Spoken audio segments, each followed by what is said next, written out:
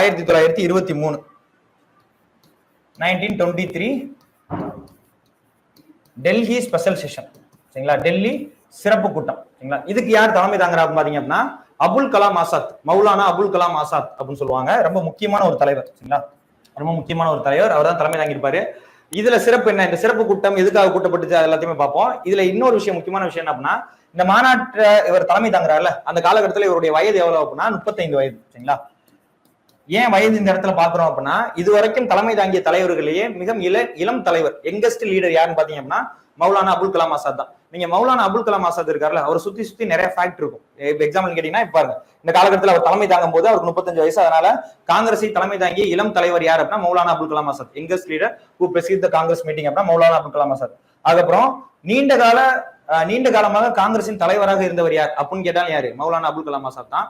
வேற என்ன ஃபேக்ட் இருக்கு அப்படின்னா, நம்ம சுதந்திர இந்தியாவின் முதல் கல்வி அமைச்சரா யார் இருந்திருப்பாரு அப்படின்னா மௌலானா அபுல் கலாம் ஆசாத் தான் இருந்திருப்பாரு. இன்னைக்கு ஐஐடி எல்லாம் இருக்கு இல்லையா, அதெல்லாம் உருவாகிறதுக்கு ரொம்ப ஒரு ஃபவுண்டிங் மெம்பரா இருந்தவர் தான் யாரு பாத்தீங்க அப்படின்னா மௌலானா அபுல் கலாம் ஆசாத் அப்படின்றவங்க. சரிங்களா, இவருடைய பிறந்த நாள் தான் என்னவா அனுசரிக்கப்படுது அப்படின்னா தேசிய கல்வி தினமா அனுசரிக்கப்படுது.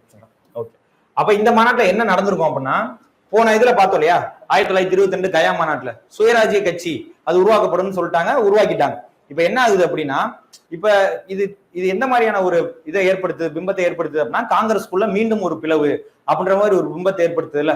அதனால காந்தி என்ன சொல்றாரு அப்படின்னா, சிறையில இருந்தே காங்கிரஸ் உறுப்பினர்கள் தேர்தலில் பங்கேற்க வேணாம், ஆனா யாருக்கு ஆதரவு கொடுக்கணும் அப்படின்னா சுயராஜ்ய கட்சி உறுப்பினர்களுக்கு ஆதரவு கொடுக்கணும் அப்படின்ற ஒரு செய்தியை வெளியிடுறாரு ஜெயிலுக்குள்ள இருந்துகிட்டே. சரிங்களா, அதனால காங்கிரஸ் சார்பா ஒரு சிறப்பு கூட்டம் கூட்டப்பட்டு இந்த கூட்டத்துல என்ன பண்றாங்க அப்படின்னா, காங்கிரஸ் ஒரு பிரகடனத்தை வெளியிடு.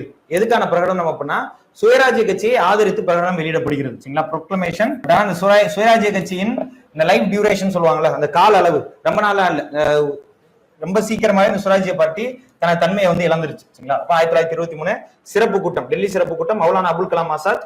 எதுக்காக இந்த சிறப்பு கூட்டம் கூட்டப்படுது அப்படின்னா, காங்கிரஸ் சார்பாக ஒரு தீர்மானம், ஒரு பிரகடனம் வெளியிடப்படுது. எதை ஆதரித்து பிரகடனம் அப்படின்னா சுயராஜ்ய கட்சியை ஆதரித்து பிரகடனம் வெளியிடப்படுது. சரிங்களா, ஓகே.